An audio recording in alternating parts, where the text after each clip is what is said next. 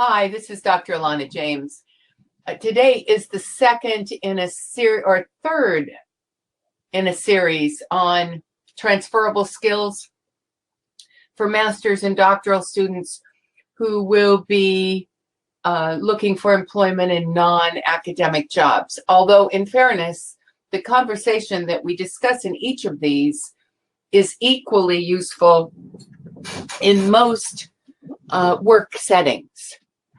So today it's very exciting. It's leadership in complex situations.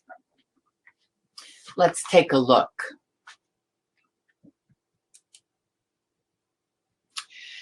Our quotes from Lao Tzu: "A leader is best when people barely know he exists. When his work is done, his aim fulfilled, they will say, 'We did it ourselves.'" So this gets to the fact that we are leading people and we want the people to take ownership of the entire thing. And that's the crux of leadership. So Max Dupree adds that the first responsibility of a leader is to define reality. The last is to say thank you. And in between, the leader is a servant. So bearing these ideas in mind, what is heard and the driving fact behind this particular video and webinar is that data continues to tell us that complexity is the norm.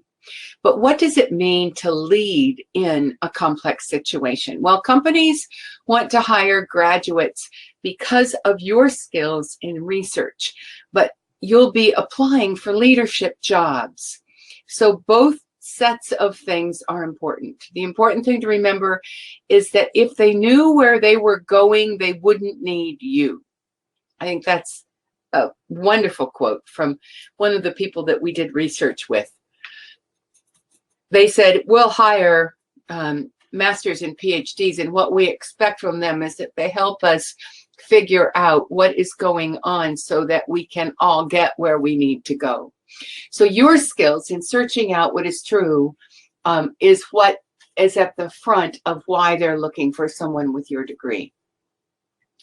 Obviously, then in an interview, you need to help them see that you have those skills. Project managers, reactions to complex. This is a direct quote from Aspects of Complexity, Managing Projects in a Complex World. Project managers' reactions to problems can increase complexity and confusion. When trouble on a complex project slows down, the project manager will often institute a quick fix to get it back on schedule. Such a dodge can result in a domino cascade of errors that lead to project failure. To cushion against risk, a sponsoring organization should never require project managers to deal with complex issues all by themselves. These projects require organizational involvement and transformational leaders who can harness everyone's creativity, enable coworkers to share what they know, as well as adapt their decision-making criteria and tactics as needed. Complex projects demand wise, cool-headed, inventive leadership. And that, I think, is an excellent quote for where we hope all of you will be able to go, where you can harness other people's creativity, and now you're enable your coworkers to share and help lead from whatever position you are in the organization to get things, to make things better. So what is our agenda? The same for all of our transferable jobs webinars, what employers want, what is known about the topic, what you can do in graduate school to help build the skill, and then we'll give you some other resources. So what do employers want from masters or PhDs leaders hires when it comes to leading in complex situations? Well, we talked about teamwork. And that's part of the story here. So some of these are overlap. Self-management skills. If you can't manage yourself, you can't manage others. Self-awareness competencies. Knowing and owning both your strengths and your weaknesses so that you can help other people fill in one and help you fill in theirs. Social awareness, empathy within the organizational awareness, as well as with your team, and relationship management, where you can inspire, influence, and develop others. So all of this amounts to the fact that your employer wants you to lead from the bottom or the middle or the top, wherever your job has you. And that can change back and forth depending on the project. They want you to respect those most different from you, add your ideas while you're listening to others, change when you need to, convince others when you're sure that they need to be convinced, resolve conflicts without having others lose face, and help everyone, mostly the company, of course, achieve their goals. So, ability to address complexity. What does that mean in terms of graduate school? Well, your research has helped you unpack some aspect of a complex situation. Most likely, you've had to look seriously into what was already known about it. You've had to look at the kind of research others did. You needed to plan out a design of how to move forward to find out new information.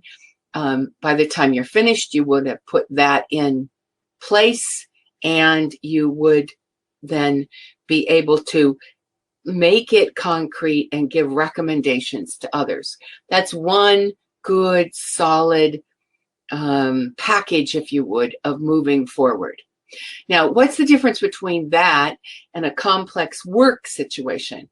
Well, a complex work situation now some of you may be in very complex situations with your research, but by and large, master's and doctoral work takes a small slice and focuses on it. And so it's less impacted by everything else around it. And now we're getting into what really is complexity. Complexity is when you think you know what you're studying, but other influences are acting on that, what it is, all the time. You think you know how you're going to move forward, but other influences are pushing against that forward movement all the time. So you don't know exactly what the problem is, and you don't know how to get there. So you need to then apply the skills that you have developed in a very concrete way, and you need to be able to investigate and understand the nodes of influence before and after that specific situation. So everything that leads up to it, what happens during the time, and the things that are happening while it goes on. The effects of complexity pertain to all business processes along a value chain, and hence complexity management requires a holistic approach. And if you're a PhD that's going into a non-academic job, you might want to do some research on complexity management if this becomes part of your job requirement. It's a developing aspect of research. Ability to interpret and predict unintended consequences, ability to stay flexible, those are the main foundational elements, if you would, which lead us into what I think is the most exciting part of today's conversation, agile development. So what does it mean to be agile? Well, it's not a process, it's a philosophy or a set of values. We're about being able to rapidly adapt in an iterative way so that the development that you do actually hits the goals when it needs to. And I've given you links throughout this. This particular one is from a slide share that was good. But the best writer, in my opinion, on agile development is Eric Ries. So let's talk about it. What is agile compared to the traditional project management? And probably most of your master's or doctoral work will tend to be more like the traditional project management, where you had a certain kind of requirements. Maybe things needed to be studied, maybe things needed to be changed. You developed a design. In the business world, then you're developing something that will solve that problem. You test it, and then you maintain it and roll it out as a product. And the value comes for business when the product is rolled out. Well, in a complex situation, you don't know what the problem is. So you can't do a linear 1, 2, 3, 4, 5. And your solution side needs to constantly have feedback loops to the problem side in order for you to make sure your solution is in fact addressing what the problem is. So this is a drawing. You'll find many others, but it gives you a sense of the fact that this needs to be iterative, kind of light on your feet. So Agile developed out of technology world. So I'm going to use that as an example. And you have a set of customers and they have some problems, but nobody with a problem is that able to tell you all the precise parts of the problem. So you send a team off and they're trying to figure out something about X, and they apply their own knowledge to it and they develop something. In an agile development world, as soon as they even get the ideas, if they can, they feed that back to the customer and get feedback. Because the more feedback you get on the initial ideas, the more likely that what you develop later will include the things you missed when you were doing that first level. So I hope you're with me on this, that it's very different from, I think I can do this, let me design it, let me move forward. This is, I don't know what I'm doing, but I'm going to keep feeding back concrete ideas to you. You're going to have insights, hypotheses, different things you think about. I'm going to feed off of those. And together, the customer and the solution maker come up with the right solution. And in an agile world, iterative processes move very quickly. So you need to be a good team manager as well. You need to have a team of people, each of who do their task, who meet regularly, who keep these things on track. And so then the rest of this conversation is going to tease out what you as a leader need to think about as you will more and more be thrown into an agile development world. So what does research say about it? Research tells us that the least viable product works as a pilot. So we think we have an idea, we get enough of it together, we give it to some people, the people play with it, they tell us things. That will get us there quicker and allow us to form a collaborative relationship with customers. Then they have they've given us insights, and they have a good feeling about us developing something that really meets their needs. They're likely to be long-term partners and customers with us. And this is a direct quote from the manifesto by Kent Beck from 2001. We are uncovering better ways of developing software. This could be developing anything now. By doing it and helping others do it, through this work we have come to value individuals and interaction over processes and tools, working products over comprehensive documentation of those products, customer collaboration over contract negotiation, and responding to change over following a plan. Those of you in the business world will see that there are linkages here to ambidexterity. This is a new world. People are working in new ways. And so the language we use today may be different tomorrow. The general business world probably is talking more directly about ambidexterity, but it amounts to the fact we need to be flexible, we need to be collaborative, and we need to be move in an iterative way as we figure out how we're going to move forward into a world we can't quite predict. So what school skills can you as a master's or doctoral student develop so that you can talk about them in a job interview and promote yourself to a leadership position in this kind of environment. It's a cluster of skills. Much, of course, will depend on your major. And interestingly enough, art and engineering may be the majors that get you closest to this right away, because both require you to imagine new things and move them forward. And those are key skills. So you need to listen. You need to keep your communication going across your team. You also need to be a time management pro, because in a fast, upbeat, innovative environment, you not only need to keep your time management on track, but you need to be able to see the whole of the team and keep everybody going. That's going to bring up conflicts, easy and hard to follow conflicts. And so it's good if you've investigated and have some examples of conflict resolution in your CV. You also will ask professionals in your field about, especially those who are currently in non-academic jobs, are they doing agile work? Do they have Scrum meetings? That's a particular format for a meeting where everybody on a project team talks about what they're doing and each decides what they're going to take and as they move forward. Or if those aren't the words or the types of things they're using in your field, what are they doing? You also might need to experience managing traditional projects and then know the difference between agile and traditional. So these are things I hope you think about. Investigate them in your own particular professional world, and then be willing and able to talk about them if called upon at job interview time.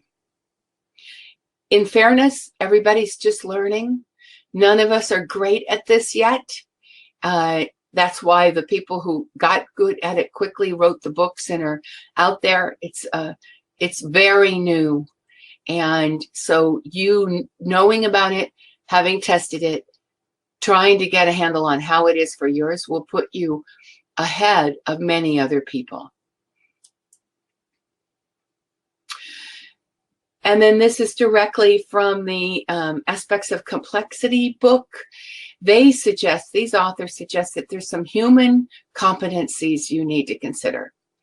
Passive empathy, which they define as your ability to anticipate future projects or events, your ability to consider the future and find ways to control it. Active empathy, your ability to analyze the situation's issues right now and develop workable solutions for what you face at this moment. And persuasiveness, your ability to positively influence all the stakeholders. Something else for you to keep in mind. So, what processes are going to help anyone move forward along their own abilities to manage projects in complex situations? Well, all projects have to be started by defining expectations, and the group needs to put all of their expectations in the whole. And then if there are concerns, they need to be discussed. And that just starts every group process. It helps us all feel safe. It helps us all feel heard. Then when it comes to complexity, you need to up the number of times you meet. Often teams who do development may meet every day for short periods of time. Keeping the deadlines in front of everybody else's face helps the whole team be accountable for those deadlines. And the manager or organization as a whole needs to take away the non-critical tasks as often as necessary. It's real easy in complex projects to get so many tasks that some get lost. Well, those need to be evaluated and just taken off the list, so everybody feels like the whole list is on track. People like praise, especially when they're working hard. perhaps putting in overtime. And it's always fascinating when these products go out for testing at their earliest possible convenience. So even if it's just a small test, even if it's just people the project team knows, getting that feedback at the earliest convenience is very necessary. And all the time, gather the data and drive it forward with data. Now, working in the field of higher education, I can say that Agile development is just beginning to come to the consideration process in higher ed.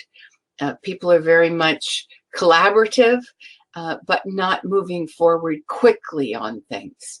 So there's a variety of resources that you might want to consider, which I think is the first step in moving our skills forward is to move our ideas forward. These are all excellent, but my favorites are Heifetz, Leadership Without Easy Answers, one of the best books I've ever read, talks about major complex situations, moving the African-American story in the United States forward with the merging of the leaders of Dr. Martin Luther King and Lyndon Baines Johnson. And Dorner, very old book, translated from German, but he did simulations on complex situations, and every simulation failed. So instead of talking about what his research was why they worked, when none of them worked, he went into really beautiful research on why they failed. So excellent. But that everything there I recommend. And then if you're interested in the whole idea of Agile, I've given you some links here, including the manifesto itself. So I hope these are all interesting and provocative to you. If you want any further conversation about what it takes, or if you would like to come back to me at alana@doctoralnet.com and chat about what it's like in your field, I'd be very happy to broaden the spectrum next time around. Consider for yourself how we did. Do you feel like you got a sense of what employers may want from you? What's known about complexity? Has it made you think about what you could do in graduate school to build this skill? And were these resources helpful? If not, we're very happy to have your feedback. Well, finally, what's up? The next transferable skills will be on creativity and innovation. And then we're going to have a series of 3 about learning, done by Dr. David Leisure, who is a colleague of mine, and just this is his best known subject. So these are excellent. And then Dr. Maria is back, and she's going to be leading into a writing group and a group for all but dissertation people. So go to the Big Marker conferences. You can sign up now for the academic writing and the all but dissertations. And you can also go to sign into any Doctoral Net website, go to the resources section, and under opt-ins, you can get on the lists for academic writing and the lingerers or all but dissertation lists. And then anything that has to do with those subjects, you'll know that you'll be informed of. I hope things are going well for you in your graduate degree, and we will see you again soon. Thanks so much for watching by recording.